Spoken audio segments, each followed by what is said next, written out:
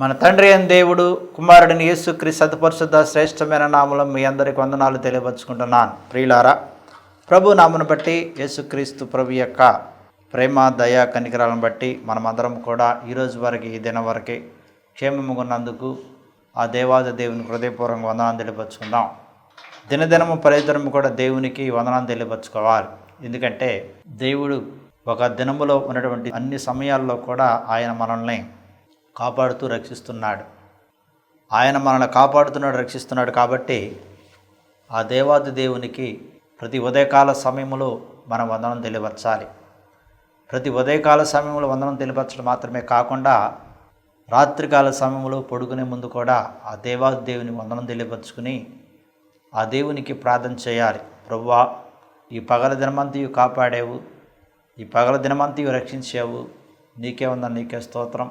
రాత్రికాల సమయంలో మమ్మల్ని అందరూ కూడా, మా కుటుంబ సభ్యుల్ని, మా సేవభిలాషుల్ని, మా బంధువుల్ని, ఇరుగు పొరుగు అందరూ కూడా, విశ్వాసుల్ని అందరూ కూడా కాపాడి రక్షించు అని దేవునికి ప్రార్థన చేయాలి. ప్రియులారా, మరి దేవునికి నిజముగా కృతజ్ఞత ప్రార్థన తెలియపరిస్తేనే, దేవునికి నిజముగా వందనం తెలియపరిస్తేనే దేవుడు మన యొక్క కృతజ్ఞత ప్రార్థన, మన వందనం తెలియపరిచే ప్రార్థన విని ఆలకించి దేవుడు దినదినము ప్రతిదినం మనల్ని కాపాడుతూ రక్షిస్తూనే ఉంటాడు.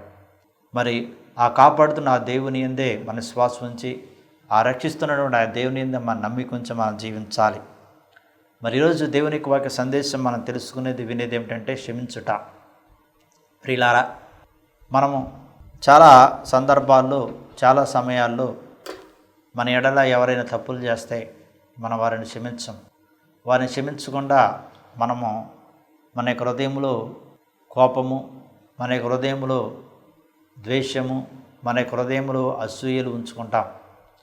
మరి అసూయలు, కోపాలు, ద్వేషాలు ఉంచుకోకుండా యేసుక్రీస్తు ప్రభు చెప్పిన విధముగానే ఒకరి ఎడల ఒకరు క్షమాపణ కలిగి, మన సహోదరులు తప్పు చేసినప్పుడు వారిని క్షమించి మంచి హృదయముతో, మంచి మనసుతో మనం ముందుకు వెళ్ళాలి అన్నమాట. అందుకనే మరి ఈరోజు మనం దేవుని యొక్క వాక్య సందేశం వినేది, ఆలకించేది ఏమిటంటే క్షమించటం అన్నమాట. మరి ఈ దినాలలో, ఈ రోజుల్లో మనం అందరం కూడా మరి ఉపవాస ప్రార్థనలు ఆచరిస్తున్నాం కాబట్టి, ఉపవాస ప్రార్థనలో ఉంటున్నాం కాబట్టి, మరి ఉపవాస ప్రార్థనలు చేసే ముందు, ఉపవాస ప్రార్థనలు ఆచరించే ముందు, ఉపవాస ప్రార్థనలు ఉండే ముందు, ఉపవాస ప్రార్థనలో మనం కొనసాగే ముందు ఒక్కసారి మనము ఆత్మపరిశీలన చేసుకోవాలి. ఒకసారి మనము మరి ఆత్మపరిశీలన చేసుకుని హృదయ పరివర్తన చెంది మనము మన తోటి వారిని ఏ విధంగా క్షమించి జీవిస్తున్నామో, ఏ విధంగా క్షమించి ప్రార్థన చేస్తున్నామో, ఏ విధంగా క్షమించి మన యొక్క శ్వాస జీవితంలో ముందుకు కొనసాగింపబడుతున్నాము, ఏ విధంగా క్షమించి శాంతితో, సమాధానంతో జీవిస్తున్నాము, ఏ విధంగా క్షమించి మనము మరి దేవుని యొక్క నామములో మరి జీవిస్తున్నాం అనేది ఒక్కసారి మనము ఆలోచించాలి. దేవుని యొక్క లేఖన భావాన్ని మనం పరిశీలించుకున్నట్లయితే, కొలస్సీలకు రాసిన లేఖ 3వ అధ్యాయం 13వ వచనం మనం చదువుకున్నట్లయితే, ఎవడైనను తనకు హాని చేసినని ఒకడు అనుకుని ఎడల ఒకరినొకడు సహించుచు ఒకరినొకడు క్షమించుడి, క్రీస్తు మిమ్మల్ని క్షమించిన ప్రకారము మీరును క్షమించండి అన్నాడు. చూడండి, ఎవడైనను ఒకరికి హాని చేసిన ఎడల, నిజముగా చెప్పాలి అంటే ఇహలోకములో చాలామంది హాని చేసేవాళ్ళు ఉన్నారు. మంచి చేసేవాళ్ళు చాలా తక్కువ మంది, చెడు చేసేవాళ్ళు చాలా ఎక్కువ మంది. మంచిని కోరుకునేవాళ్ళు చాలా తక్కువ మంది, చెడును కోరుకునేవాళ్ళు చాలా ఎక్కువ మంది. ఎందుకంటే లోకము దేనితో నిండిందంటే చెడు తత్వంతో నిండింది. చెడు సావాసాలు, చెడు మాటలు, చెడు పనులు.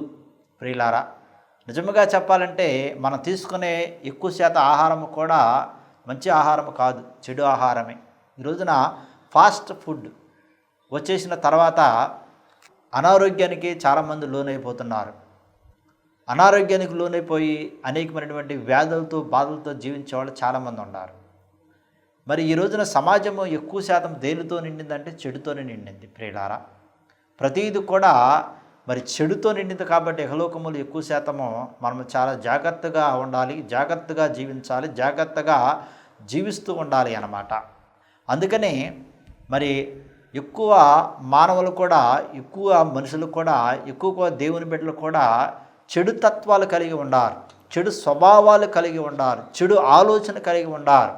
ఇతరులు ఎప్పుడు నాశనం అయిపోతారా, ఇతరులు ఎప్పుడు ఏడుస్తారా, ఇతరులు ఎప్పుడు బాధపడతారా, ఇతరులు ఎప్పుడు దుఃఖపడతారా, ఇతరులు ఎక్కువ వేదన పడతారా అనేటువంటి ఆలోచనతోనే, అనేటువంటి ధోరణితోనే ఎక్కువ మంది జీవిస్తున్నారన్నమాట ప్రియులారా. మన యొక్క క్షేమాన్ని కోరుకునే వాళ్ళు చాలా తక్కువ మంది, మన యొక్క క్షేమాన్ని కోరుకుని జీవించేవాళ్ళు చాలా తక్కువ మంది, మన యొక్క సంతోషాన్ని కోరుకుని జీవించేవాళ్ళు చాలా తక్కువ మంది, మన యొక్క ఆనందాన్ని కోరుకుని జీవించేవాళ్ళు చాలా తక్కువ మంది, మన యొక్క దుఃఖాన్ని కోరుకునేవాళ్ళు చాలా ఎక్కువ మంది, మన యొక్క వేదన కోరుకునేవాళ్ళు చాలా ఎక్కువ మంది, మన యొక్క కష్టాన్ని చూసి ఆనందించే వాళ్ళు ఎక్కువ మంది అయిపోయారు. కాబట్టి ఇక్కడ వాక్యం కూడా స్పష్టంగా ఏం తెలియస్తుందంటే, ఎవడైనానో తనకు హాని చేసినని ఒకడు అనుకుని ఎడలన్నాడు.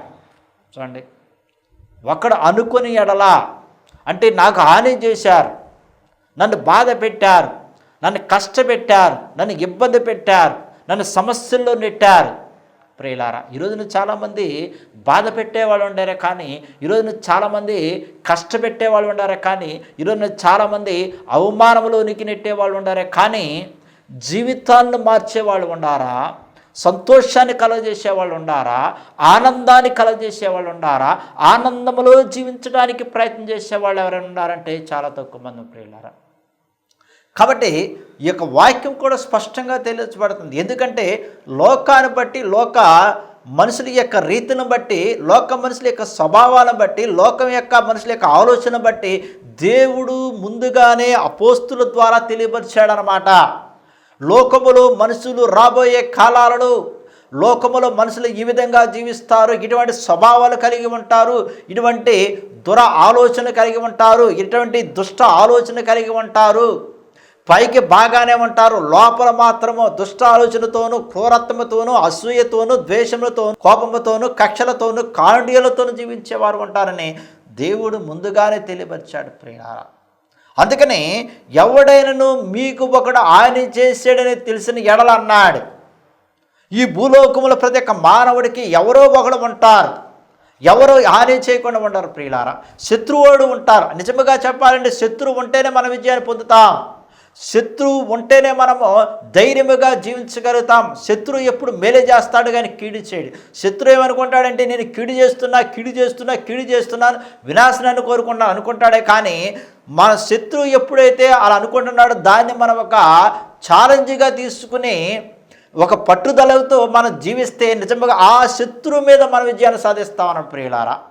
ఆ శత్రువు మీద విజయాన్ని సాధించి మన సంతోషంతో, ఆనందంతో జీవించగలుగుతాం అన్నమాట. శత్రువుకు ఒక గుణపాఠం అనేది నేర్పుతాం అన్నమాట. అందుకని ప్రియులారా, హాని చేసేవాళ్ళు ఇహలోకములో ప్రతి ఒక్కరికి కూడా ఉంటారు.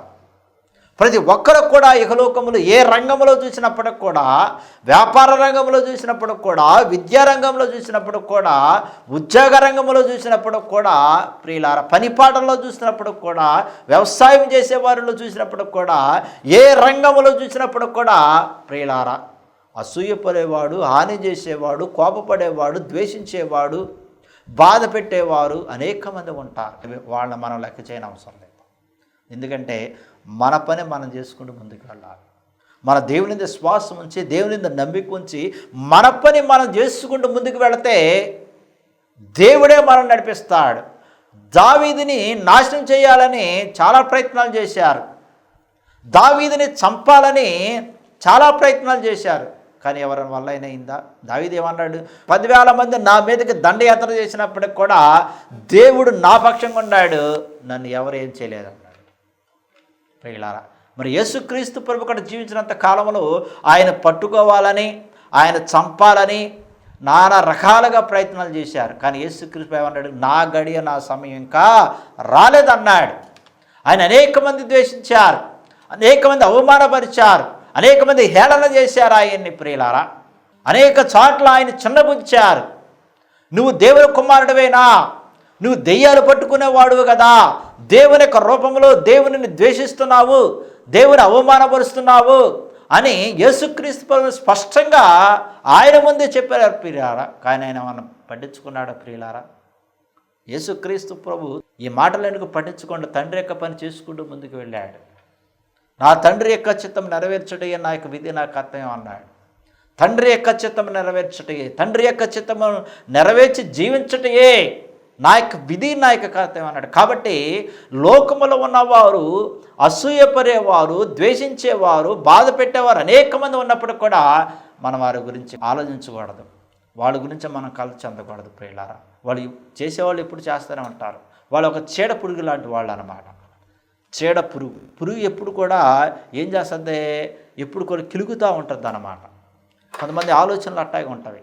చీడ పురుగు లాంటి వాళ్ళు ఎప్పుడు ఇతరులను కిలుగుతూ ఉంటారు, మంచిగా జీవించే వాళ్ళని కిలుగుతూ ఉంటారు. మంచిగా జీవించే వాళ్ళని కెలికి వాళ్ళల్లో పొలలు పెడతారు, లేదా వాళ్ళల్లో మంట పెడతారు, మంట రేపుతారు అన్నమాట పిల్లలు. అలాంటి వాళ్ళు యహలోకంలో చాలామంది ఉన్నారు. కాబట్టి మనము ఏం చేయాలంట, దేవుని యొక్క నామములో, యేసుక్రీస్తు యొక్క ప్రేమలో, యేసుక్రీస్తు ఇచ్చినటువంటి దయలో, యేసుక్రీస్తు ఇచ్చినటువంటి కనికరములో మనం ఏం చేయాలంటే క్షమించాలి అన్నమాట. అందుకని యేసుక్రీస్తు స్పష్టంగా చెప్పాడు. ఏమి చెప్పాడంటే, నేను క్షమించిన ప్రకారం మీరు కూడా క్షమించండి అన్నాడు. అందుకని ఎవడైనా తనకు హాని చేసినని ఒకడును కొని ఎడల ఒకరినొకడు ఒకరినొకడు సహించమన్నాడు. బాధ పెట్టేవాడు సహించాలన్నాడు. ఎవరైతే హాని చేస్తారని ప్రయత్నించే సహించమన్నాడు. ఎవరైతే కష్టపెట్టాలని ప్రయత్నించి సహించమన్నాడు ప్రియులారా. ఎవరైతే అసూయ చెందుతున్నాడు సహించమన్నాడు. ఎంతకాలం అసూయ చెందుతాడు, ఎంతకాలం బాధ పెడతాడు, ఎంతకాలం కష్టపెడతాడు వాడు, ఎంతకాలం మన మాటలతో చిన్నబుచ్చుతాడు, ఎంతకాలం మాటలతో మన వల్లనే ఇబ్బంది కలిగిస్తాడు. అసూయపడి ఎక్కువ శాతం బాధ పెట్టిస్తాడు ప్రియులారా. ప్రేమను చూపించేవాడు బాధ పెడతాడా, ధైర్యం చూపించేవాడు బాధ పెడతాడా, కరికరము చూపించేవాడు బాధ పెడతాడంటే ఎంత మాత్రం కూడా బాధ పెట్టాడు. అందుకని ఇక్కడ వాక్యం స్పష్టంగా రాయబడి ఉంది. ఏమనంటే ఒకరినొక్కడు సహించుచు ఒకరినొక్కడు క్షమించుడి అంటున్నాడు. చూడండి ప్రియులారా, యేసుక్రీస్తు ప్రభు క్షమించాడు. యేసుక్రీస్తు ప్రభు శిష్యులు క్షమించారు. యేసుక్రీస్తు ప్రభు యొక్క శిష్యులను అనుసరించిన వారు క్షమించారు. యేసుక్రీస్తు ప్రభు తన యొక్క శిష్యులకు నేర్పింది ఏమిటి? యేసుక్రీస్తు ప్రభు తన యొక్క శిష్యులకు నేర్పి సువార్తను బోధించడానికి పంపినప్పుడు వారికి ఏమి చెప్పాడు, ఏమి బోధించాడు ప్రియులారా? ఏమి బోధించి వారిని పంపారు? యేసుక్రీస్తు ప్రభు శిష్యులు ఏ విధంగా జీవించి అనేక మందిని ఏ విధంగా క్షమించారు ప్రియులారా? రాళ్లతో కొట్టిన వారిని క్షమించారు, కొరడాలతో కొట్టిన వారిని క్షమించారు ప్రియులారా. మరి చిత్రహింసలు చేసినప్పుడు కూడా వారిని క్షమించారు. ప్రభు వీళ్ళు ఏం చేస్తున్నారు, వీరికి ఏం తెలియట్లేదు. ప్రభు యొక్క మాటలు వారి హృదయంలో ఉన్నవి. యేసుక్రీస్తు ప్రభు శిలువ మీద మరి అంతిదిగా ఆయన హింసించినప్పటికి కూడా, శిలువ మీద అంతిదిగా ఆయన చిత్రహింసలు పెట్టినప్పుడు కూడా చివరికి ఏమన్నాడు, ప్రభువా వీరేం చేస్తున్నారు, వీరికేమీ తెలియదు అన్నాడు. వారు అజ్ఞానులుగా ఉన్నారు, వారికి తెలియదు అన్నాడు. నిజంగా తెలిస్తే యేసుక్రీస్తు ప్రభుని వారు ఆ విధంగా హింసిస్తారా? నిజముగా తెలిస్తే యేసుక్రీస్తు ప్రభుని శిలువ మీద వేస్తారా? నిజముగా తెలిస్తే యేసుక్రీస్తు ప్రభుని కొరడాలతో కొడతారా? నిజముగా తెలిస్తే యేసుక్రీస్తు ప్రభు తలపై ముళ్ళకిరీటం పెడతారా? నిజముగా తెలిస్తే యేసుక్రీస్తు ప్రభు చేతులపై మేకులతో కొడతారా? నిజముగా తెలిస్తే యేసుక్రీస్తు మోకాలపై మేకులతో కొడతారా? నిజముగా తెలిస్తే యేసుక్రీస్తు ప్రభు యొక్క ప్రకటనలో పొడుస్తారా?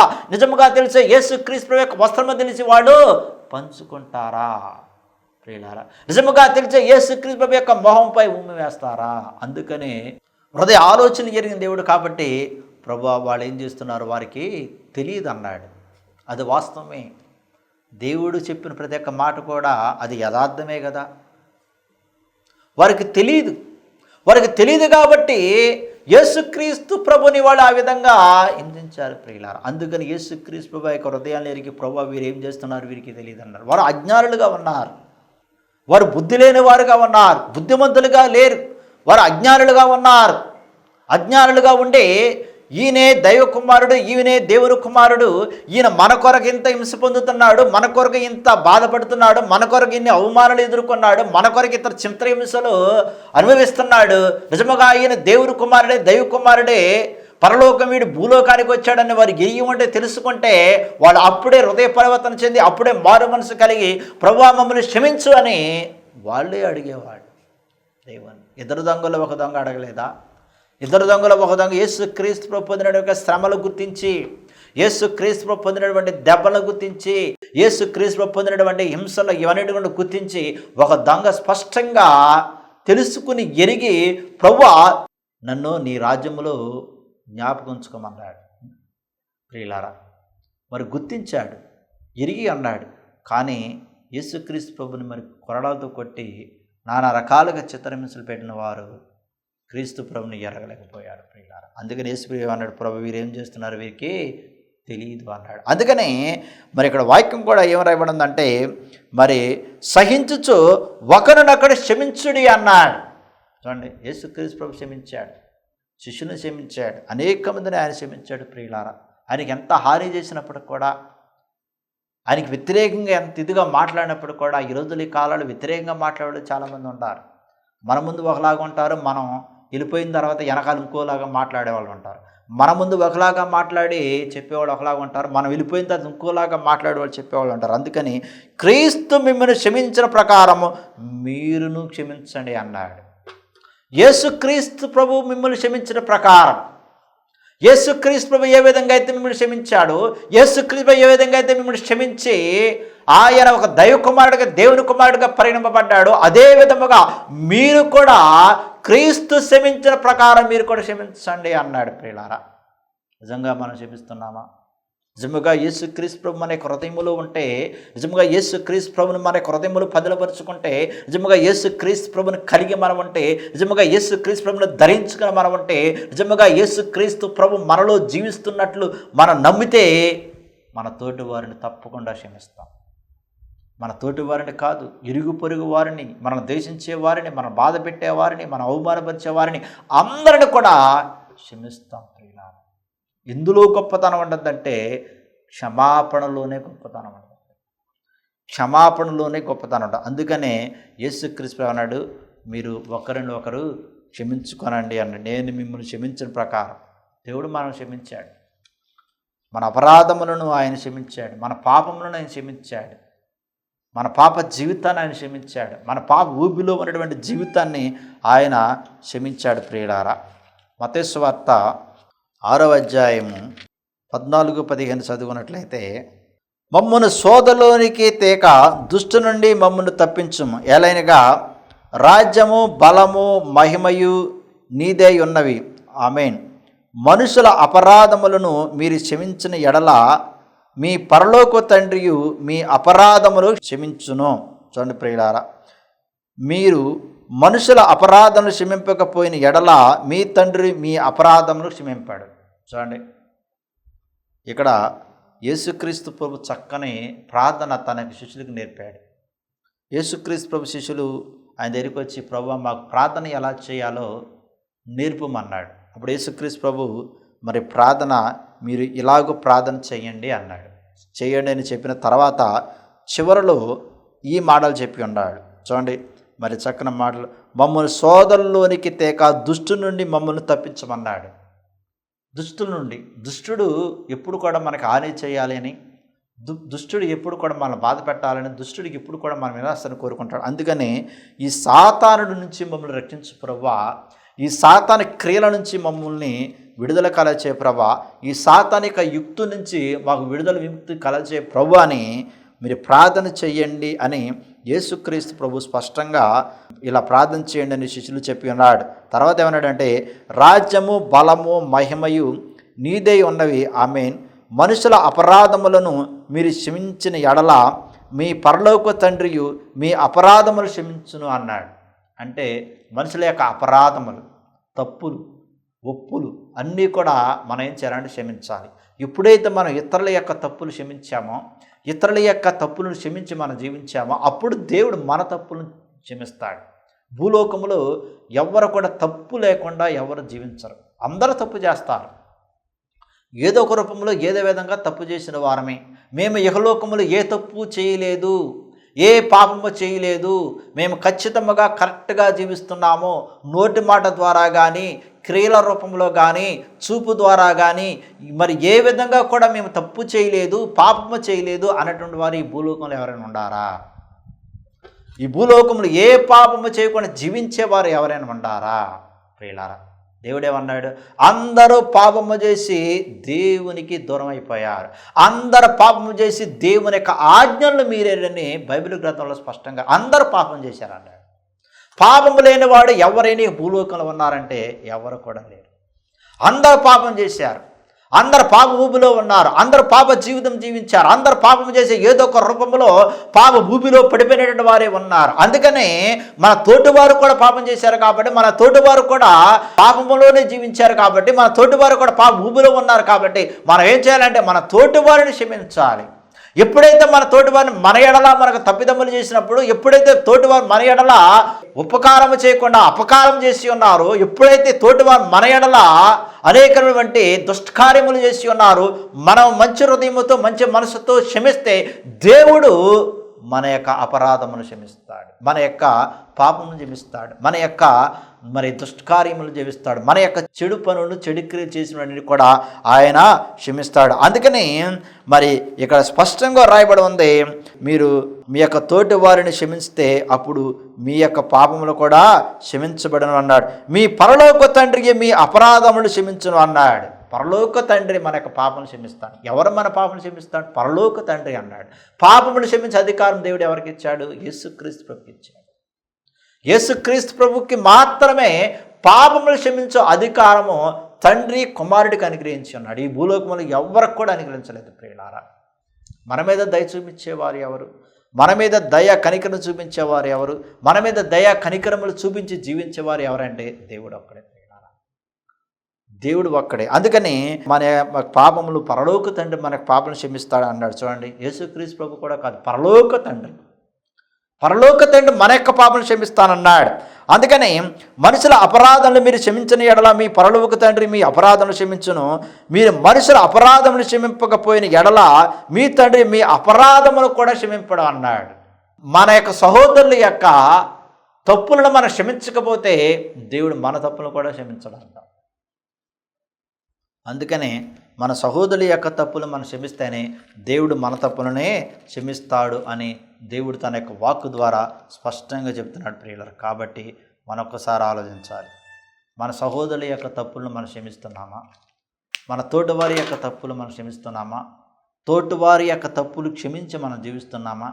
తోటివారి యొక్క తప్పులు క్షమించి మన యొక్క జీవితాలు ఏ విధంగా కొనసాగిస్తామో ఒక్కసారి ఆత్మ చేసుకోవాలి. 1 యోహాను 1:9 చదువుకుందాం. ప్రియులారా, మన పాపములను మనం ఒప్పుకొని ఎడల ఆయన నమ్మదగిన వాడును నీతిమంతుడును గనుక ఆయన మన పాపములను క్షమించి సమస్త దుర్నీతుల నుండి మనను పవిత్రులుగా చేయను అన్నాడు. చూడండి ప్రియులారా, మన పాపములను మనం ఒప్పుకొని ఎడల ఆయన నమ్మదగిన వాడును నీతిమంతుడు అన్నాడు కనుక ఆయన మన పాపములను క్షమించి సమస్త దుర్నీతుల నుండి మనను పవిత్రులుగా చేయను అన్నాడు. ఎవరు మనల్ని పవిత్రులుగా పరుస్తారు? ఎవరు మనల్ని పరిశుద్ధులుగా పరుస్తారు? ఎవరు మనల్ని పవిత్రులుగా తయారు చేస్తారంటే దేవుడే అన్నమాట. మన యొక్క పాపములను క్షమించి సమస్త దుర్నీతుల నుండి, దురాత్మల నుండి, చెడ శక్తుల నుంచి, అంధకార శక్తి నుంచి దేవుడు మనల్ని విముక్తి విడుదల కలగజేస్తాడు ప్రియులారా. అందుకని ఆయన ఎలాంటి వాడంటే నమ్మదగిన వాడు, ఆయన నీతిమంతుడు గనుక మన పాపములను అన్నిటిని కూడా ఆయన ఏం చేస్తాడు? క్షమిస్తాడు. మన దేవుడు క్షమించే దేవుడు ప్రియులారా, ఆదుకునే దేవుడు, ఆదరించే దేవుడు, క్షమించే దేవుడు, ప్రేమించే దేవుడు, హత్తుకునే దేవుడు ప్రియులారా. మన దేవుడు ఎలాంటి వాడంటే గొప్పవాడు అన్నమాట. ఆయన క్షమించి మన పాపలను క్షమించి మన యొక్క దుర్నీతుల నుండి ఆయన మనల్ని విముక్తిని విడుదల కలగజేసి పవిత్రులుగా తీర్చిదిద్దుతాడన్నాడు ప్రియులారా. అందుకని ఎఫెసీయులకు రాసిన 4:32 మనం చదువుకున్నట్లయితే, సమస్తమైన ద్వేషము, కోపము, క్రోధము, అల్లరి, దూషణ, సకలమైన దుష్టత్వం మీరు విసర్జించుడి. ఒకని ఎడల ఒకడు దయ కలిగి కరుణ హృదయములై క్రీస్తునందు దేవుడు మిమ్మల్ని క్షమించిన ప్రకారము మీరును ఒకరినొకరు క్షమించండి అన్నాడు. వీటన్నిటిని కూడా మనం వదిలేయాలి. ఏమి వదిలేయాలి? సమస్తమైన ద్వేషమును వదులుతున్నామా? కోపాన్ని వదులుతున్నామా? క్రోధమును వదులుతున్నామా? అల్లరిని వదులుతున్నామా? దోషను వదులుతున్నామా? సకలమైన దుష్టత్వము, సకలం అంటే ఇహలోక సంబంధించినటువంటివన్నీ కూడా, దుష్టత్వాలన్నీ కూడా వదిలివేసి మనం జీవిస్తున్నామా? మీరు విసర్జించండి అన్నాడు. వాటన్నిటిని కూడా మీరు వదిలేయండి అన్నాడు. వాటన్నిటిని కూడా మీరు వదిలేసి క్రీస్తు యొక్క దయను, యేసుక్రీస్తు యొక్క ప్రేమను కలిగి మీరు జీవించండి అన్నాడు. అందుకని అటువంటి ప్రేమను కలిగి మనం జీవిస్తున్నామని ఒక్కసారి ఆత్మ చేసుకోవాలి. అందుకని ఒకని ఒకడు దయ కలిగి కరుణ హృదయము కలిగి క్రీస్తునందు దేవుడు మిమ్మల్ని క్షమించిన ప్రకారము మీరును ఒకరినొకరు క్షమించుకోనని అన్నాడు. ఒకరి ఎడల ఒకరి క్షమాపణ కలిగి, ఒకరి ఎడల ఒకరు దయ కలిగి, ఒకరి ఎడల ఒకరు కనికరం కలిగి, ఒకరి ఎడల దయతో కనికరముతో మీరు జీవిస్తున్నారా? ఇలా ఒక్కసారి అర్థం చేసుకోవాలి. అందుకనే యేసుక్రీస్తు ప్రభువు దయగలవాడు, కనికరం కాబట్టి ఆ దయ్యను, ఆ కనికరం మీ యొక్క హృదయంలో ఉంచుకుని మీ తోటి వారిని క్షమించండి అని బైబిల్ గ్రంథంలో దేవుడు తన యొక్క వాక్కు ద్వారా తెలియపరుస్తున్నాడు అన్నమాట. ప్రియులారా, మార్కు సువార్త 11వ అధ్యాయము 25వ వచనం మనం చదువుకున్నట్లయితే, మీకు ఒకరి మీద విరోధమైన కలిగి ఉన్న ఎడల మీరు నిలబడి ప్రార్థన చేయనప్పుడెల్లను వాని క్షమించండి అన్నాడు. మీరు ఒకరి మీద ఏవైనా సరే విరోధము కలిగి ఉన్న ఎడల ఏం చేయాలన్నాడంట? మీరు నిలబడి ప్రార్థన చెయ్యండి అన్నాడు. చూడండి, ఎంతమంది నిలబడి ప్రార్థన చేస్తారు? ప్రభువా, నేను ఒకరి మీద ద్వేషము కలిగి ఉన్నాను, ఒకరి మీద అసూయ కలిగి ఉన్నాను, ఒకరి మీద కోపం కలిగి ఉన్నాను, కాబట్టి ప్రభువా వారిని క్షమించు ప్రభువా అని ఎంతమంది నిలబడి ప్రార్థన చేసేవాళ్ళు ఉన్నారు? ఎంతమంది నిలబడి దేవునికి మొరపెట్టేవాళ్ళు ఉన్నారు? ఒకరి మీద ఒకరు విరోధమేమని కలిగి ఉన్న ఎడల మీరు నిలబడి ప్రార్థన చేయనప్పుడెల్లా అన్నాడు వారిని క్షమించమన్నాడు. అంటే ఎన్నిసార్లు మనం ప్రార్థన చేయాలి?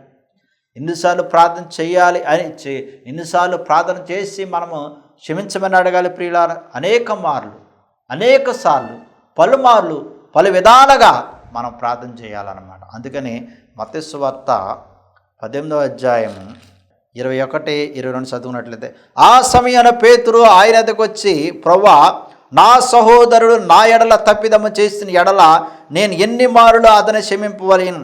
7 మారు మట్టుగా అని అడిగాను. అందుకు యేసు అతనితో ఇట్లను, 7 మారుల మట్టుకే కాదు, 77 మారులు మట్టుగని నీతో చెప్పుతున్నాను అన్నాడు. చూడండి, యేసుక్రీస్తు ప్రభు ప్రధాన శిష్యుడు పేతురు యేసుక్రీస్తు ప్రభు దగ్గరికి వచ్చి ఏమడిగాడు? ప్రభువా, నా సహోదరుడు నా ఎడల తప్పిదము చేస్తే నేను ఎన్నిసార్లు క్షమించాలి ప్రభు? 7 సార్లా అన్నాడు. నిజంగా మన యొక్క సహోదరులు, మన యొక్క మిత్రులు, మన యొక్క శ్రేయాభిలాషులు, మన యొక్క బంధువులు కానీ, మన యొక్క రక్త సంబంధులు కానీ ఎవరైనా సరే మన ఎడలు ఎన్నిసార్లు తప్పులు చేస్తారు? ఎన్నోసార్లు చేస్తారు. 7 సార్లు కాదు. పేతురు ఎందుకని 7 సార్లు ప్రభువా అని అడిగాడు? ఒకసారి మరి యేసుక్రీస్తు ప్రభు యొక్క 12 మంది శిష్యులు ఉన్నారు కాబట్టి ఈ 12 మంది శిష్యుల్లో అనేక మంది భేదాభిప్రాయాలు వచ్చినవి. మరి అనేక సార్లు వాళ్ళందరికీ వాళ్ళు కూడా వాదోపాదన చేసుకునేటువంటి సందర్భాలు ఉన్నవి.